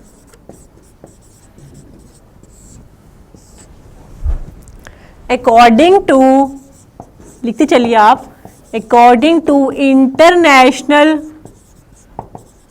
international commission on blood coagulation, 13 factors are listed out, ठीक है, 13 factors are listed out, 13 factor बताए गए थे, ठीक है, और एक इसमें रोमन नंबर्स में लिखे जाते हैं। किस में लिखे जाते हैं, रोमन नंबर्स में लिखे जाते हैं। जो क्लॉटिंग फैक्टर्स हैं उनको रोमन नंबर में लिखा जाता है, और मोस्टली सभी लीवर में सिंथेसाइज होते हैं, ठीक है, mostly synthesize by liver. along with that vitamin K is required for their synthesis, for their synthesis। ठीक है बच्चों, हमारे ब्लड में 13 फैक्टर पाए जाते हैं। ये फैक्टर बेसिकली क्या होते हैं, इनएक्टिवेट फॉर्म में होते हैं, ठीक है, लेकिन जो ही कोई इंजरी हुई या फिर कोई भी आपको चोट लगी, ठीक है, उस फिर क्लॉट बनाना है, तो उस टाइम पे ये फैक्टर्स क्या होते हैं, एक्टिवेट हो जाते हैं। अदरवाइज ये हमारे ब्लड में इनएक्टिवेट फॉर्म में पाए जाते हैं। तो देखते हैं 13 फैक्टर कौन कौन से हैं, ठीक है, रोमन नंबर में लिखना चालू करते हैं। 1 2 3 4 5 6 7 8 9 10 11 12 13, बट सिर्फ 12 फैक्टर बचे हुए हैं, ठीक है, क्योंकि एक फैक्टर जो है वो रिजेक्ट हो गया है, that is your factor number 6, ठीक है, ये जो फैक्टर है रिजेक्ट हो चुका है। तो इन फैक्टर्स को याद कैसे करना है, सबसे पहले मैं आपको एक जर्नल बना के देती हूँ कोड, जिससे आपको याद रहे, ठीक है। पहला है foolish, second people, third try, fourth climbing. Foolish, people, try, climbing, long. 6 factor rejected है तो यहां पे कुछ नहीं है, ठीक है। Long slopes after Christmas, some people have fallen। ठीक है बच्चों, क्या लिखा अपन ने, 13 फैक्टर अपन ने लिखे, जिसमें फैक्टर नंबर 6 जो है रिजेक्ट हो चुका है, ठीक है। Foolish people try climbing long slopes after Christmas, some people have fallen. तो आप इस तरह से इसको याद रखेंगे तो आपको लॉन्ग टाइम तक ये याद रहेगा। तो फुलिश पहला क्या बना, पहला फैक्टर हुआ फाइब्रिनोजन, फाइब्रिनोजन, फाइब्रिनोजन। ये जो फैक्टर है this is synthesize in liver, ठीक है स्टूडेंट्स, पहला फैक्टर। दूसरा आपका पीपल, तो पीपल से क्या बना आपका प्रोथ्रोम्बिन, तो सेकंड फैक्टर है आपका प्रोथ्रोम्बिन। क्या हुआ, prothrombin. It is also synthesize in liver. ठीक है बच्चों। थर्ड है आपका थ्रोम्बोप्लास्टिन। थ्रोम्बोप्लास्टिन, थ्रोम्बोप्लास्टिन कब रिलीज होता है? प्लेटलेट रिलीज करते हैं इंजरी के टाइम पे। ठीक है, this factor is released bye platelets during injury. चौथा फैक्टर क्लाइंबिंग, क्लाइंबिंग से सी से तो कैल्शियम। ठीक है, चौथा फैक्टर है आपका कैल्शियम। कैल्शियम किस लिए चाहिए होता है? कोई भी रिएक्शन होती है, ठीक है, तो कोई भी क्लॉट वगैरह बनता है उस टाइम के लिए कैल्शियम जरूरी होता है। तो it work as a activator, it work as a activator. ठीक है बच्चों। नंबर 6 है लौंग। ठीक है, तो लौंग से क्या बना? लेबाइल, लेबाइल फैक्टर बना, लेबाइल फैक्टर। नंबर 6, सॉरी ना, ओ आई एम सो सॉरी, नहीं सही है, सही है, लेबाइल फैक्टर। ठीक है, it is labile factor. It is also called proaccelerin. It is also called proaxlerin. It is also synthesized by liver.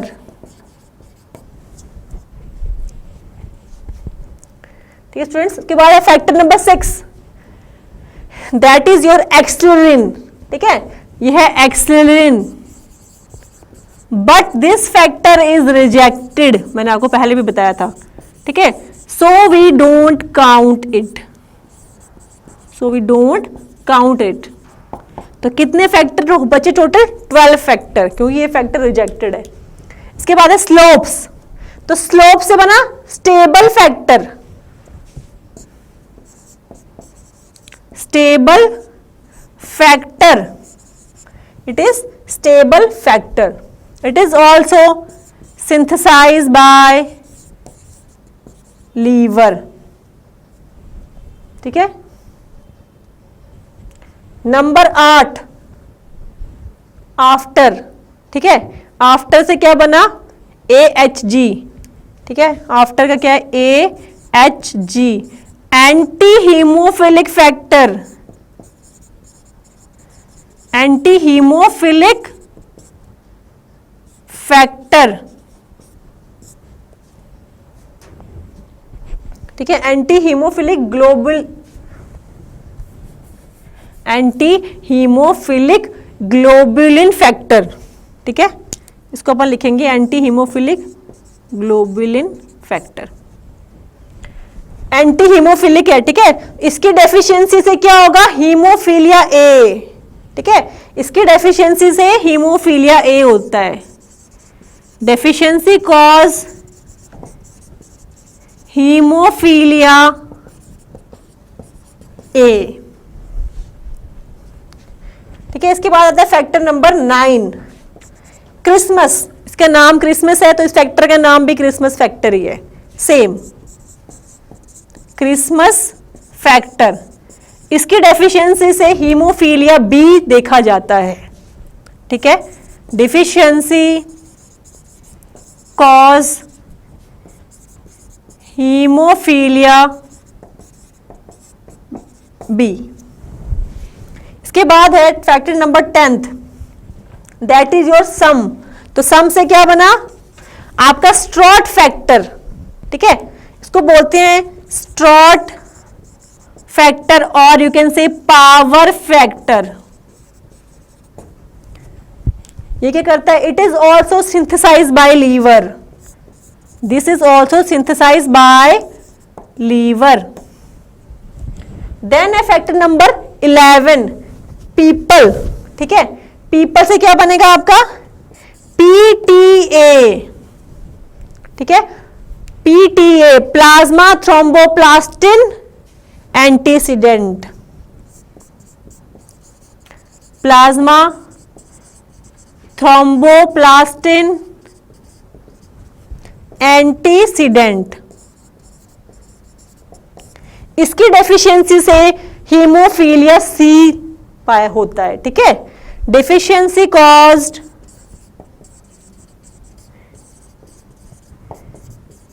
Haemophilia सी, ठीक है बच्चों। 12th फैक्टर है आपका हैव, ठीक है, that is your Hageman factor. Hageman factor, ये factor तब release होता है जब आपका ब्लड जो है वो कोलेजन के स्किन सरफेस के कांटेक्ट में आता है, ठीक है। This factor release when blood come in contact with skin surface, ठीक है बच्चों।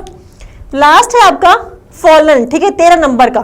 Fallen means FSH, fibrin stabilizing factor, FSF, ठीक है, it is FSF, fibrin stabilizing factor. इसको और लाकी लो एंड फैक्टर भी कहा जाता है, ठीक है, it is also called Laki Lorand factor. और ये भी क्या करता है, सिंथेसिस, प्लेटलेट्स के सिंथेसिस में, सॉरी ब्लड क्लॉट के सिंथेसिस में यूज होता है ये फैक्टर भी, ठीक है। तो 13 फैक्टर अपन के याद हो गए। Foolish people try climbing long slopes after Christmas, some people have fallen. हो गया लर्न? कुछ भी नहीं है, एक दो बार आप इसको पढ़ोगे तो आपको बहुत इजीली लर्न हो जाएगा ये। और ये फैक्टर्स बहुत इंपॉर्टेंट हैं क्योंकि अभी अपन देखेंगे मैकेनिज्म ऑफ ब्लड क्लॉटिंग, ठीक है। तो वो मैकेनिज्म भी कौन करता है, ये फैक्टर्स ही करते हैं, ठीक है। तो इनको अपन रब डाउन नहीं करेंगे, इसके साथ ही अपन क्योंकि ब्लड क्लॉटिंग का मैकेनिज्म भी देखेंगे। स्टूडेंट्स देखते हैं mechanism of blood clotting. Mechanism of blood clotting,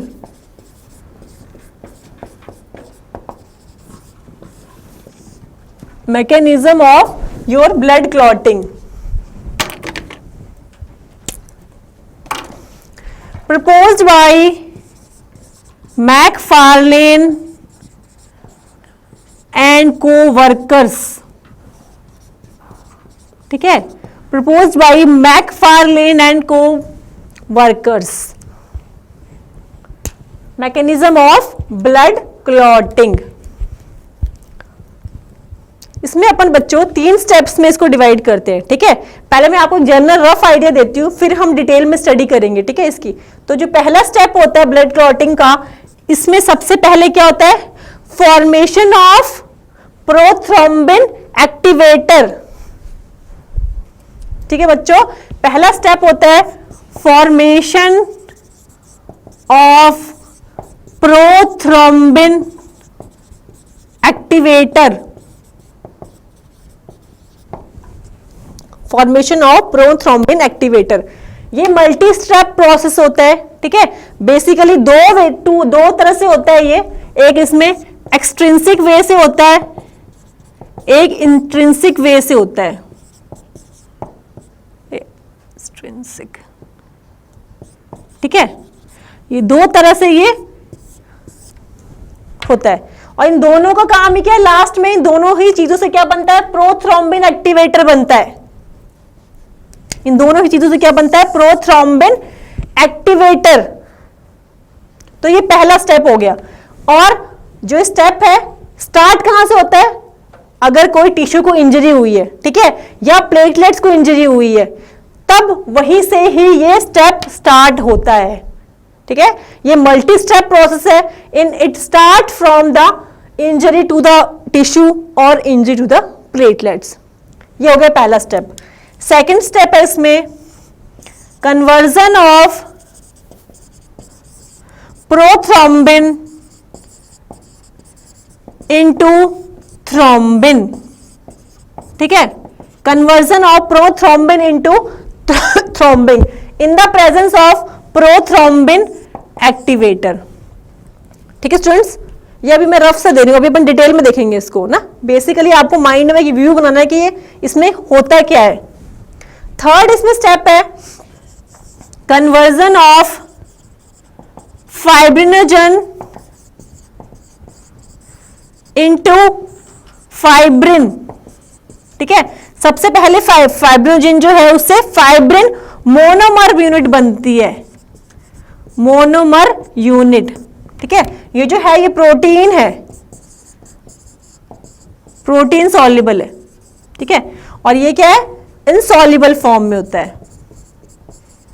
then further monomer unit से क्या बनता है, पॉलीमराइजेशन होती है, पॉलीमराइजेशन होती है और क्या बनता है, फाइब्रिन पॉलीमर। ठीक है, वो मोनोमर था, ये पॉलीमर है। ठीक है स्टूडेंट्स, तो ये ओवरऑल जो होता है ये 3 स्टेप्स होते हैं टोटल ब्लड क्लॉटिंग में, कुछ भी नहीं है, बहुत इजी है। पहला स्टेप क्या है, फॉर्मेशन ऑफ प्रोथ्रोम्बिन एक्टिवेटर। किसके थ्रू, इन दोनों पाथवेज से होता है, इन दोनों पाथवेज से होता है, लेकिन बनता क्या है, प्रोथ्रोम्बिन एक्टिवेटर। और रिएक्शन स्टार्ट कहां से होती है, अगर कोई इंजरी हुई है तभी तो ब्लड क्लॉट बनेगा ना। ठीक है, अगर प्लेटलेट्स को इंजरी हुई है या फिर आपको कोई टिश्यू को इंजरी हुई है तभी ये रिएक्शन स्टार्ट होती है। सेकेंड क्या हुआ, conversion of prothrombin into thrombin, prothrombin से थ्रोम्बिन बनेगा। थर्ड रिएक्शन में कन्वर्जन ऑफ फाइब्रिनोजन, ठीक है, इनटू फाइब्रिन, फाइब्रिनोजन से फाइब्रिन का थ्रेड बन जाएगा। टोटल यही ओवरऑल रिएक्शन है। अब इसको अपन थोड़ा सा डिटेल में देखते हैं। ठीक है, क्योंकि ये वाली जो है, ठीक है, इसमें ये 2 पाथवे हैं, इनको अपन को देखना जरूरी है।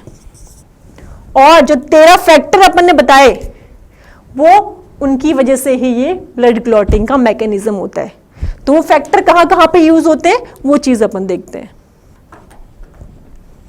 तो बच्चों पहला क्या है, formation of prothrombin activator.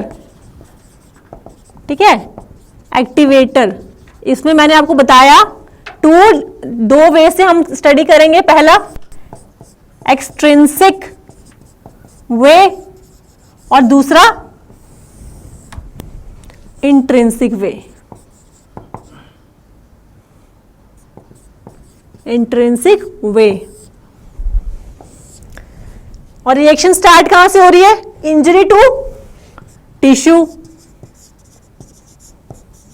Injury to tissue, यहां से रिएक्शन स्टार्ट हो रही है। अपन पहले बात करें एक्सट्रिंसिक की। ठीक है, तो इंजरी हुई तो क्या रिलीज होगा, थ्रोम्बोप्लास्टिन, थ्रोम्बोप्लास्टिन। ठीक है, थ्रोम्बोप्लास्टिन रिलीज हुआ, इंजरी हुई, देन थ्रोम्बोप्लास्टिन रिलीज हुआ। अब इस थ्रोम्बोप्लास्टिन और फैक्टर 7, क्या था अपना फैक्टर 7? फैक्टर 7 था अपना स्टेबल फैक्टर। ठीक है, अब इस थ्रोम्बोप्लास्टिन और फैक्टर 7 की प्रेजेंस में एंड कैल्शियम की प्रेजेंट में, इसके प्रेजेंस में, ठीक है, इन तीनों की वजह से क्या होगा, जो आपका फैक्टर 10 है, आपका फैक्टर 10 जो इनएक्टिव फॉर्म में है वो किस में कन्वर्ट हो जाएगा, factor 10 into its active form. समझ आया? फैक्टर 10 क्या है आपका, स्ट्रॉट फैक्टर और पावर फैक्टर, स्ट्रॉट फैक्टर और पावर फैक्टर किसकी प्रेजेंस में हुआ, फैक्टर 7 की प्रेजेंस में हुआ। और कैल्शियम क्या है, फैक्टर 4 है, तो फैक्टर 4 की प्रेजेंस में और थ्रोम्बोप्लास्टिन की प्रेजेंस में। ठीक है, इसकी प्रेजेंस में क्या हुआ, फैक्टर 10 जो इनएक्टिव फॉर्म में था वो फैक्टर 10 एक्टिव फॉर्म में कन्वर्ट हो गया। अब ये जो एक्टिव फॉर्म का जो फैक्टर 10 है वो किस में कन्वर्ट हो जाएगा, आपका प्रोथ्रोम्बिन एक्टिवेटर के। ठीक है, इसमें किस में कन्वर्ट होगा, प्रोथ्रोम्बिन एक्टिवेटर। और ये किसकी प्रेजेंस में होगा, it will work in the presence of factor 5। Factor 5 क्या था अपना? That is your labile factor. Labile factor clear हुआ? फैक्टर 10 जो था इनएक्टिव फॉर्म में था, ठीक है। देन फैक्टर 7 की प्रेजेंस में और फैक्टर 4 कैल्शियम और थ्रोम्बोप्लास्टिन की प्रेजेंस में ये जो इनएक्टिव 10 था वो एक्टिव 10 में कन्वर्ट हुआ। देन ये एक्टिव फॉर्म जो था, ठीक है, 10th का, वो प्रोथ्रोम्बिन एक्टिवेटर बन गया। किससे? फैक्टर 5 की प्रेजेंस में। That is your labile factor. ठीक है बच्चों, तो ये थी इसकी पहली रिएक्शन, प्रोथ्रोम्बिन एक्टिवेटर बन गया। सेकेंड अपन देख रहे हैं इसमें इंट्रिंसिक पाथवे, ठीक है, इंट्रिंसिक वे। ये जो रिएक्शन है ये एक्टिवेट हुई जब भी कोई टिश्यू को डैमेज होता है। ये रिएक्शन है इंट्रिंसिक, मतलब अंदर से आ रही है, ठीक है। तो रिएक्शन कब एक्टिवेट होगी? जब ब्लड जो है वो कोलेजन के टच में आएगा। और ब्लड कोलेजन के टच में कब आता है? जब कोई जो सेल है उसको इंजरी होती है, ठीक है। जो ब्लड वेसल होती है आपको, उसके बाहर क्या पाया जाता है? कोलेजन पाया जाता है। ब्लड वेसल के बाहर की लेयर जो अपने स्टडी की थी, कोलेजन पाया जाता है। तो मैंने बोल रही हूं ये रिएक्शन तब चालू होगी जब ब्लड कोलेजन के कांटेक्ट में आएगा। कांटेक्ट में कब आएगा? जब कोई भी इंजरी होगी, ठीक है। ये अंदर ब्लड है, ये बाहर कोलेजन है, इस तरह से, ठीक है। तो जब यहां से इंजरी होगी, ठीक है, तभी तो ये ब्लड बाहर इसके कांटेक्ट में आएगा। तो इसको कहा गया है इंट्रिंसिक पाथवे। क्लियर हुआ? अब इसमें अपन देखते हैं कौन कौन सी रिएक्शंस होती हैं। तो इस रिएक्शन को चालू करने के लिए क्या चाहिए? इंजरी, देख लीजिए आप,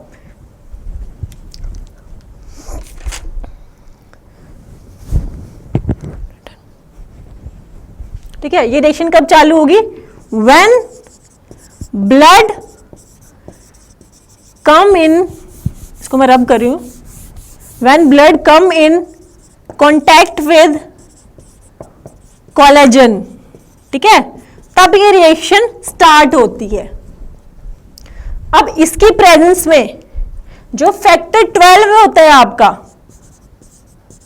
फैक्टर 12 जो इनएक्टिव फॉर्म में है, इसकी प्रेजेंस में किसमें कन्वर्ट हो जाएगा? Factor 12 into its active form.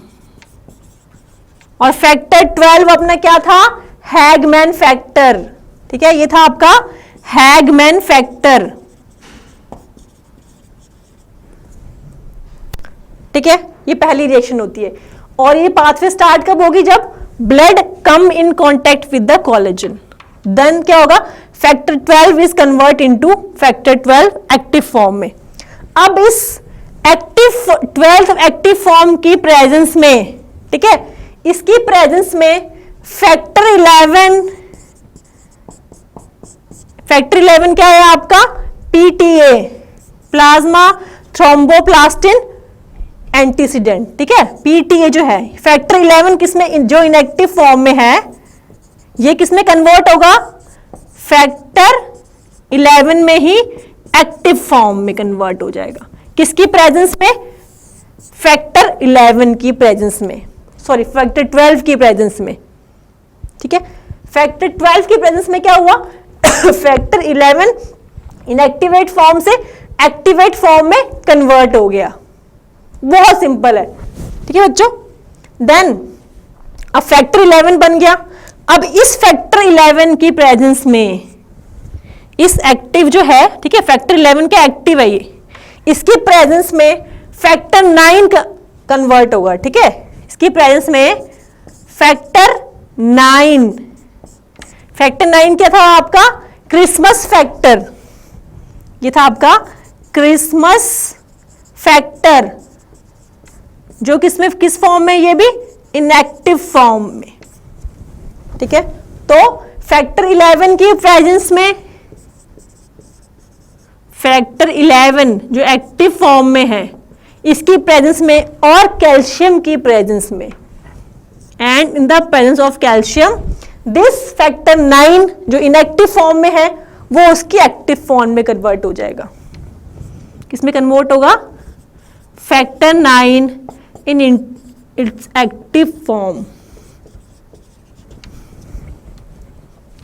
ठीक है बच्चों, last but not the least, इस फैक्टर 9 की प्रेजेंस में, जो एक्टिव फॉर्म में है, इसकी प्रेजेंस में फैक्टर 10 जो है आपका,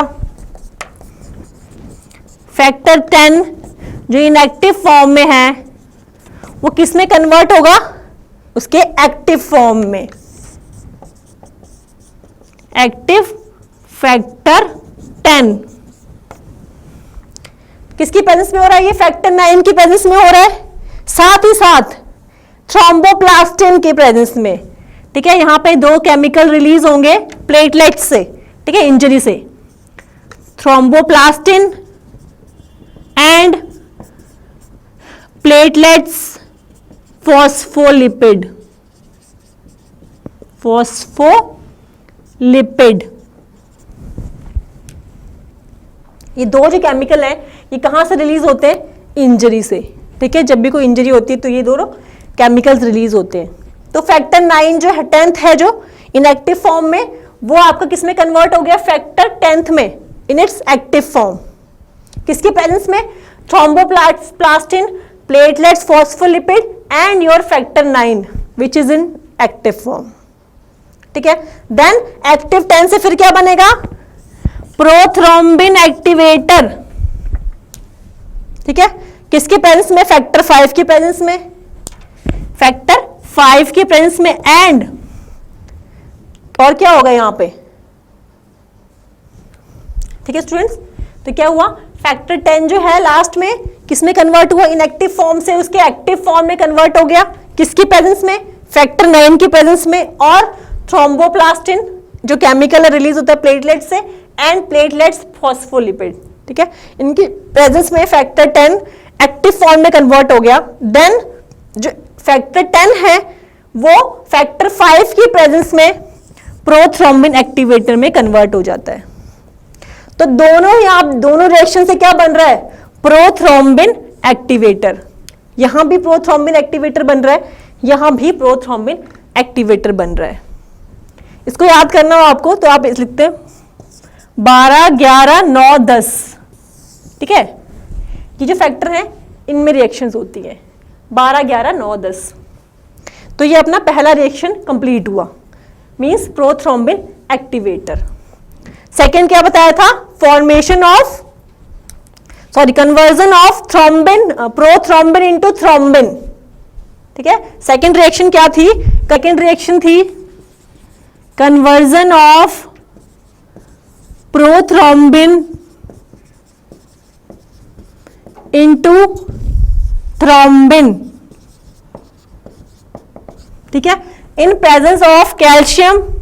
ठीक है, in presence of calcium and prothrombin activator. पहली रिएक्शन में प्रोथ्रोम्बिन एक्टिवेटर बना था, तो उसकी प्रेजेंस में और कैल्शियम की प्रेजेंस में प्रोथ्रोम्बिन किस में कन्वर्ट हो जाता है? थ्रोम्बिन में। ये होगी second reaction, sorry second, this is third. Third में कन्वर्जन ऑफ फाइब्रिनोजन। फाइब्रिनोजन क्या? जो प्रोटीन पार्ट है, प्रोटीन इनसॉल्युबल आप लिख लीजिए, दिस इज प्रोटीन इनसॉल्युबल। ये किस में कन्वर्ट हो जाता है आपका? Fibrin monomer. ठीक है, फाइब्रिन जो कि मोनोमर यूनिट है, fibrin is a monomer unit. It is insoluble, sorry this is soluble. Protein जो होता है ये सॉल्युबल फॉर्म में होता है, आई एम सो सॉरी। ठीक है, और जो फाइब्रिन होता है वो इनसॉल्युबल फॉर्म में होता है। देन फाइब्रिन से क्या बनेगा? फाइब्रिन पॉलीमर बनता है। ठीक है, fibrin polymer unit, it is also insoluble. Fibrin से मोनोमर से पॉलीमर कैसे बनता है? पॉलीमर बनता है तो पॉलीमराइजेशन होगी तो यहां पे क्या होगी? पॉलीमराइजेशन। साथ में ही फैक्टर 13 की प्रेजेंस में ये रिएक्शन होती है। कौन से factor? Factor 13, that is your FSF, fibrin stabilizing factor. इसकी प्रेजेंस में जो फाइब्रिन मोनोमर है वो फाइब्रिन पॉलीमर में कन्वर्ट हो गया। अब फाइब्रिन बन गया, थ्रेड बन गए, देन क्या बनेगा? देन क्या करेंगे? ये क्लॉट बना देते हैं। ठीक है, बन गया क्लॉट, मैकेनिज्म हो गया पूरा, mechanism of blood clotting. Suppose करिए कोई इंजरी हुई है इस तरह से, ठीक है, सारे प्रोसेस के बाद क्या होता है, जो फाइब्रिन के थ्रेड होते हैं इस तरह से नेटवर्क बना देते हैं। ठीक है, कोई इंजरी होती है उसके ऊपर क्लॉट कैसे बनता है बच्चों? जो फाइब्रिन के थ्रेड होते हैं वो नेटवर्क बना लेते हैं, और यहाँ पे जो RBC WBC सेल्स होते हैं वो यहाँ पे स्टक हो जाते हैं। ठीक है, यहाँ पे स्टक हो, इस फाइबर्स में स्टक हो जाते हैं, तो स्टक हो जाते हैं तो क्या बन जाता है? क्लॉट। और क्लॉट बनने के बाद क्लॉट से क्या रिलीज होता है? सीरम। सीरम रिलीज होता है एक क्लॉट से। क्लॉट बनने के बाद क्या होता है? सीरम रिलीज होता है, येलो कलर का, पेल येलो कलर का होता है ये।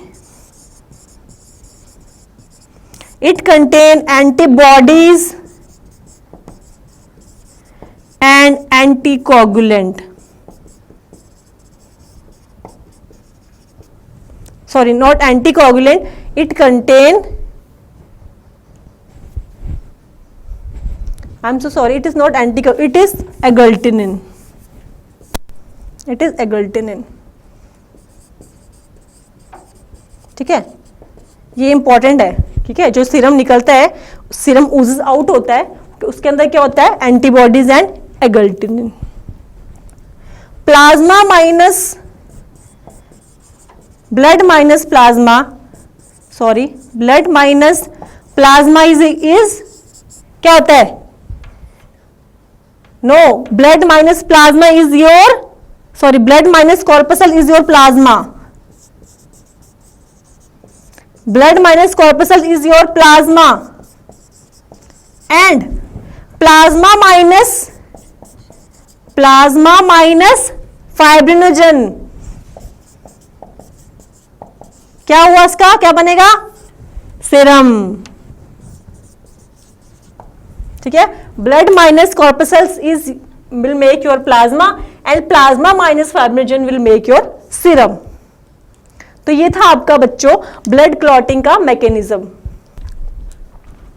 हिपैरिन जो है ये क्या है? Heteropolysaccharide, heteropolysaccharide, and it is released by the mast cell. इसको मास्ट सेल रिलीज करते हैं। It increase the effectiveness of antithrombin, it increases the effectiveness of antithrombin 3। ठीक है, अगर एंटीथ्रोम्बिन 3 का इफेक्टिवनेस इंक्रीज होगा तो क्या होगा? एंटीथ्रोम्बिन है तो मतलब थ्रोम्बिन को बनने को रोकेगा। ठीक है, तो थ्रोम्बिन के फॉर्मेशन को स्टॉप कर देता है ये। ठीक है, तो हिपैरिन की वजह से क्या होता है? ब्लड क्लॉट नहीं बनते हैं। सेकंड है इसमें आपका हीरोडिन। हीरोडिन, हीरोडिन जो है वो स्लाइवा ऑफ लीच से रिलीज होता है। ठीक है, कहां से रिलीज होता है? Saliva of leech, saliva of leech से ये रिलीज होता है। जब भी आप अपना ब्लड किसी टेस्ट के लिए देते हो, कोई ब्लड सैंपल देते हो, ठीक है, तो वो ब्लड क्या करता है? क्लॉट ना बन जाए तो उसमें क्या हीरोडिन ऐड किया जाता है। जब ब्लड सैंपल लेते हैं उसके बाद उसको वायर में रखा जाता है, तो ये हीरोडिन उसमें ऐड किया जाता है ताकि ब्लड क्लॉट ना बने। तो it is also important anticoagulant. Third है आपका वारफेरिन। वारफेरिन जो है प्लांट रिलीज करते हैं। ठीक है, प्लांट इसको रिलीज करते हैं वारफेरिन को। It is of plant origin. किस ओरिजिन का? ये प्लांट ओरिजिन का होता है। ठीक है, ये क्या करता है?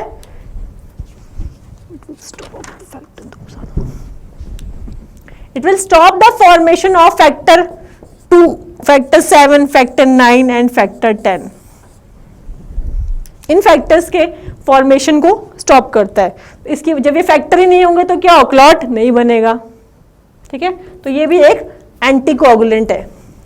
इसके बाद अगर ब्लड को लो टेम्परेचर पे रखा जाता है तो वो भी क्लॉट नहीं बनता है. If blood is kept at very low temperature, then it will also prevent the blood from clotting. Number 5 है आपका चिलेटिंग एजेंट्स. चिलेटिंग एजेंट्स, ये जो एजेंट्स होते हैं ये किसके बाइंड करते हैं, मेटेलिक आयंस के साथ बाइंड करते हैं. ठीक है, these will bind with metallic ions. Metallic ions कौन से, लाइक आपका कैल्शियम. ठीक है, कैल्शियम के साथ ये बाइंड करते हैं. इसके एग्जांपल जैसे कि, ठीक है, लाइक आपका sodium oxalate,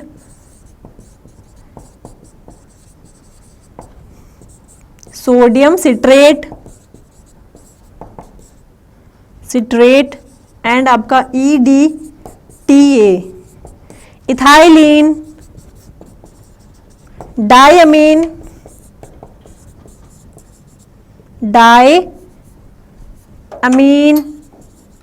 tetra acetic acid.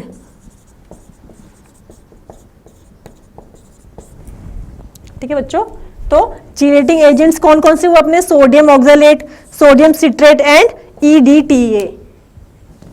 ठीक है, तो ये थे अपने एंटीकोगुलेंट. बेसिकली अपन को हिपैरिन का ही पता होता है, उसके आगे अपन कुछ नहीं जानते, बट और भी हैं. ठीक है, तो इस तरह से अपने एंटीकोगुलेंट्स भी कंप्लीट हो गए. अब नेक्स्ट लेक्चर में अपन स्टडी करेंगे आपके ब्लड ग्रुप्स को, RH factor and blood groups.